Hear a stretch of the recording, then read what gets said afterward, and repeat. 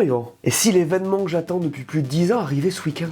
J'ose pas y croire, mais apparemment ça pourrait être dimanche. Tu parles de quoi là? De qui veux-tu que je parle? Y'a que Fernando qui me met dans cet état. Ce week-end, c'est le mythique Grand Prix de Monaco, et entre la possible domination d'Aston, la pluie annoncée encore une fois, les upgrades des uns et des autres, et la silly season, on a pas mal de choses à se dire. Allez, on en parle. Et abonne-toi pour soutenir la chaîne. Pour ne rien rater de ce qui arrive, notamment ce lundi, clique sur le bouton rouge et la clochette, laisse-moi un pouce bleu, et profite de cette preview.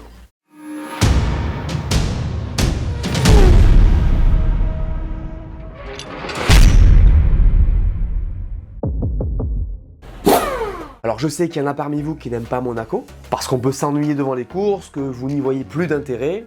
Je comprends. D'ailleurs c'est pas faux. Les voitures sont trop grandes, ça double pas. Mais Monaco c'est Monaco les gars. Des voitures qui roulent à 300 à l'heure sur des routes où normalement on va à 50. Sur un tracé chargé d'histoire qui est là depuis toujours. Franchement ça se savoure. Sur ce circuit les légendes se font. D'ailleurs si vous demandez aux pilotes quel Grand Prix ils veulent le plus gagner, ils vous répondent tous la même chose. Il y a un certain prestige à gagner en principauté, c'est une victoire qui a plus de valeur que les autres.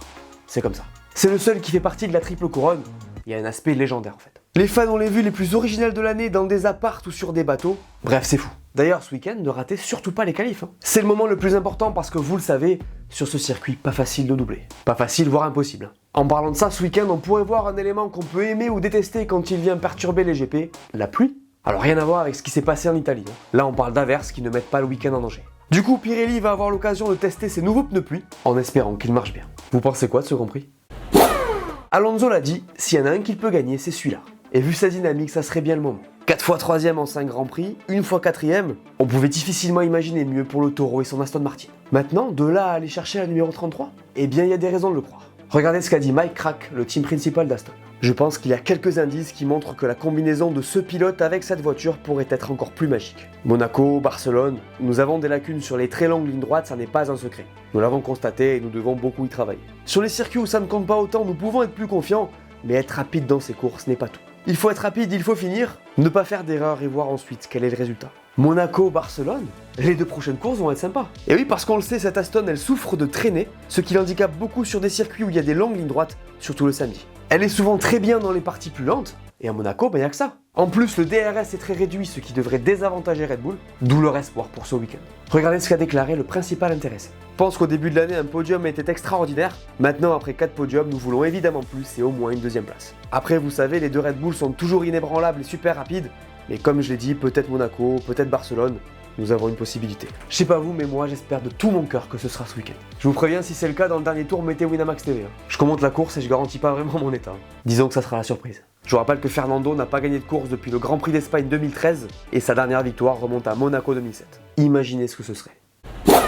Alors j'ai pas sorti la preview d'Imola qui était prête pour les raisons que vous connaissez, mais le sujet principal c'était les upgrades, notamment celle de Mercedes. Retour en Europe oblige, tout le monde ou presque devait venir avec des nouveautés, et ben l'annulation change carrément la donne. Parce qu'Imola pour tester c'est bien, il y a de tout, ce qui n'est absolument pas le cas de Monaco, bien au contraire. Du coup il y a de l'incertitude. Est-ce qu'on tente le tout pour avoir un peu de données au risque de casser? Ou on attend Barcelone? Perso, je suis à la place des équipes, j'attends une semaine de plus. À Monaco, les pilotes mettent beaucoup plus de temps qu'ailleurs à se familiariser avec le circuit. Les séances d'essai sont courtes. Est-ce qu'on va vraiment avoir des infos valides, sachant que sur ce circuit, la mécanique prime sur l'aéro? En vrai, je suis pas sûr. Après, ils me feront peut-être mentir. Peut-être qu'on verra une Mercedes avec des pontons. Ce qui est sûr, c'est qu'ils vont avoir une vraie décision à prendre entre essayer de perdre le moins de temps possible ou jouer la sécurité et reporter. En tout cas, c'est un sujet qui est très intéressant, je trouve, et j'ai hâte de voir ce que les équipes nous réservent. Quoi qu'il arrive, ne vous inquiétez pas, on parlera de la nouvelle Mercedes une fois qu'on l'aura vue. Vous feriez quoi, vous? Petit point très rapide sur la silly season qui a commencé. Si vous voulez un point complet, équipe par équipe, je vous mets la vidéo ici, gardez-la de côté. J'en profite puisque depuis la publication de cette vidéo, il y a déjà eu quelques dingueries. Une rumeur Hamilton Ferrari encore avec un contrat mirobolant proposé par John Elkann en direct, une décla un peu lunaire de Toto Wolff, bref, la mèche a été allumée. Comme d'hab, tout le monde s'est enflammé pour qu'au final la rumeur soit déclarée fausse. Bref, comme d'hab, ça place ses pions, ça négocie, aussi simple que ça. Mais bon, je comprends que ce genre de rumeur soit excitante. Par contre, il y a un sujet carrément plus brûlant que je veux aborder et j'en ai parlé dans la vidéo de lundi. C'est l'accord incroyable signé entre Honda et Aston pour 2026. Et oui, la girouette continue. Après avoir quitté la F1 fin 2021 et avoir fait un demi-retour sur les capots Red Bull, les Japonais sont de retour. Ils avaient assuré s'engager pour 2026 mais on ne savait pas avec qui. Eh bien, c'est chose faite. Ce sera donc avec Aston Martin, qui on le savait voulait se séparer de Mercedes. D'ailleurs, si vous vous posez la question, sachez qu'Honda va continuer de travailler avec Red Bull jusqu'à 2025, et c'est pareil pour Aston et Mercedes. Je vous ferai une vidéo dédiée sur ce partenariat prochainement, là c'était juste pour partager la nouvelle avec vous. Ce qui est sûr, c'est que ça sera très intéressant à suivre. Alpine doit performer à Monaco, ne serait-ce que pour répondre à son patron. Et oui, vous n'avez pas pu passer à côté, ces dernières semaines, Laurent Rossi a été très critique envers ses équipes. Alors c'est vrai que ça peut amener à s'interroger, mais quand on connaît leurs objectifs et leurs attentes du début de saison, en vrai on peut comprendre qu'ils soient frustrés. Du coup, ils devront absolument délivrer, et le minimum serait d'avoir un week-end fluide. À leur échelle et selon leurs objectifs, disons double Q3, double point, pas d'erreur et de la constance. Ça me semble être ce qu'il leur faut pour construire une bonne base de confiance pour la suite. Du coup, attention, on est à Monaco, et chez les Bleus, entre l'Australie et Bakou, on est assez cassé. Il y aura donc un peu de pression sur les pilotes. En principauté, la faute coûte beaucoup plus cher qu'ailleurs et ce sera un facteur à ne pas oublier. Écoutez ce qu'a dit Esteban Ocon. Comme à Miami, nous devons tout faire pour réaliser un week-end fluide et prendre des points bien mérités. Nous avons connu quelques manches décevantes cette année, donc l'équipe se concentre sur des courses mieux exécutées à tous les niveaux. Comme je vous disais, de la fluidité. Même son de cloche d'ailleurs chez Pierre Gasly. Bref, que ce soit pour faire mentir leur patron ou rassurer les fans, Alpine doit être au top ce week-end.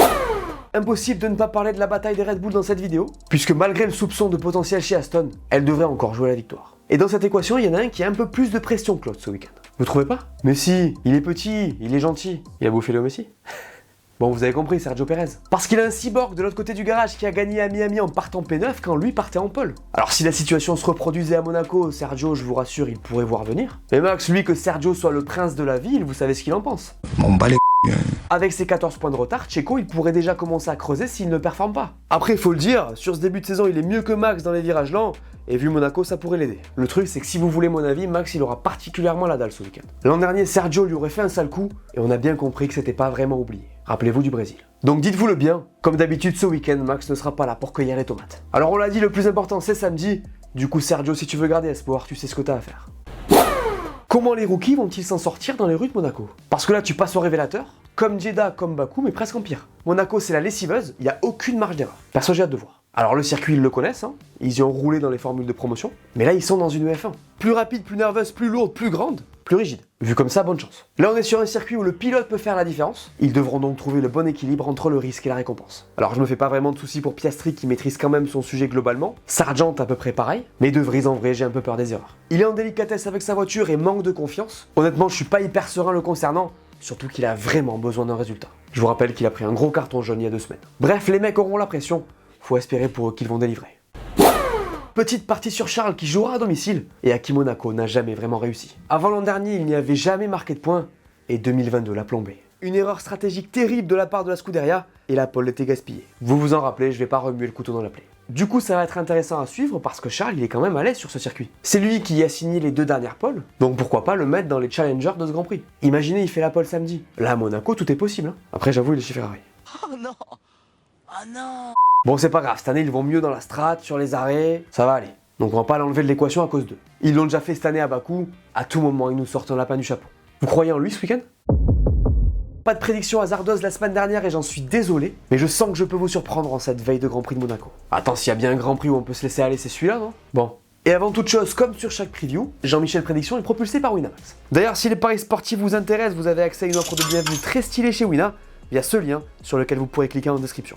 Il double votre premier dépôt, donc par exemple, si vous mettez 20 €, vous en recevrez immédiatement 20 en paris gratuit, plus 10 balles de bonus. Vous pourrez mettre 100 € max, sachant que le minimum de dépôt est de 15 € par carte de crédit. Pour ça, vous utilisez mon lien en description, le code c'est Lucas10. Bref, pour ceux que ça chauffe, régalez-vous. Pour être transparent avec vous, mais vous le savez, c'est un lien affilié, donc si vous souhaitez vous inscrire et passer par mon lien, ça aide un peu la chaîne. Et ce week-end, j'ai envie de croire à ce qui se dit dans la sphère F1, les gars. J'ai envie d'aller dans le sens de ce que j'ai entendu dire depuis le début de la saison. Je veux imaginer que les qualités d'une certaine voiture verte pourront faire d'elle une voiture gagnante sur ce tracé si spécial. Et oui, à Monaco, ça me fait extrêmement plaisir, même si j'y crois pas vraiment, j'avoue. C'est Fernando Alonso que je vois remporter la mise. Aussi fou que ça puisse paraître. En tout cas, si ça arrive, je sais pas trop ce que je suis prêt à faire. Les cotes, c'est comment? Alors, la victoire de Fernando, c'est quand même élevé, à savoir que pour le podium, c'est acquis pour les bookmakers, mais c'est pour la gagne que c'est intéressant. Max est bas, mais beaucoup moins bas que d'habitude. Charles et Checo sont pas loin, et bonne chance si vous comptez sur Lewis. Je te rappelle que si t'as moins de 18 ans, t'as rien entendu, et que pour gagner ta vie, le mieux, c'est d'aller bosser. Vous l'aurez donc compris, ce week-end, je crois fermement en Fernand. Vous me faites vos prédictions? Alors, ce circuit de Monaco, mythe absolu du calendrier de la F1. Le premier Grand Prix a eu lieu en 1950, donc l'année de la création du championnat du monde, et a toujours été présent depuis 1955. On peut difficilement faire plus historique. Le circuit est incroyablement étroit, et c'est un énorme challenge pour les pilotes. En gros, une saute de concentration était dans le mur. On fait un tour? Allez, c'est parti dans cette très courte ligne droite des stands où les pilotes auront droit à un petit DRS. À Sainte-Dévote, on se trompe pas sur le point de freinage et on bloque pas les roues, sinon c'est dans le mur en face. Ici, c'est très tôt sur les gaz alors qu'on remonte très vite entre les rails de Monaco. Attention à ne surtout pas lâcher la trajectoire. Ça freine au numéro 3, mais il ne faudra pas trop perdre de vitesse si on veut arriver en bonne position au casino. Ici, on tombe une vitesse et c'est reparti vers Mirabeau. On évite la bosse et on rentre fort dans ce virage qui va nous amener vers l'enchaînement le plus lent de la saison. Ici, ça braque à fond à gauche et ça repart vers le portier qui va précéder l'entrée du tunnel. Attention à ne pas clipper la roue ici. On entre dans l'obscurité et là c'est à fond jusqu'à la nouvelle chicane où les plus audacieux tenteront de dépasser. Ça freine fort, on reste dans les limites de la piste et on repart vers le virage du tabac où on tombe de vitesse. Là ça va très vite mais pas de répit puisqu'on enchaîne tout de suite avec les 10 et 11 qui sont super rapides aussi. Là ça planche très fort et ça remet le pied sur les gaz tout de suite vers la rascasse où il faudra ralentir la voiture. Il restera le dernier virage et c'est la fin de ce tour. Vous aimez ce tracé ? Le programme du Grand Prix de Monaco. Vendredi à 13h30, ce sera les libres 1 et à 17h les libres 2. Samedi à 12h30, ce sera les libres 3 et à 16h les qualifs. Et dimanche à 15h, le Grand Prix. Pour ma part, je serai en live samedi à 14h sur les chaînes YouTube et Twitch de Winamax pour pole position. Et dimanche, je commenterai la course, toujours chez eux. On se voit pour le débrief. D'ailleurs, ne le ratez surtout pas parce que lundi, j'ai un sacré truc pour vous. Soyez là. Voilà, merci à tous de m'avoir écouté, j'espère que cette vidéo vous a plu, laissez-moi un pouce bleu et dites-moi en commentaire ce que vous pensez qui va se passer ce week-end. N'oubliez pas d'aller voir mes dernières vidéos que vous n'aurez pas vues, dites-moi tout, et on s'abonne. Allez, ciao!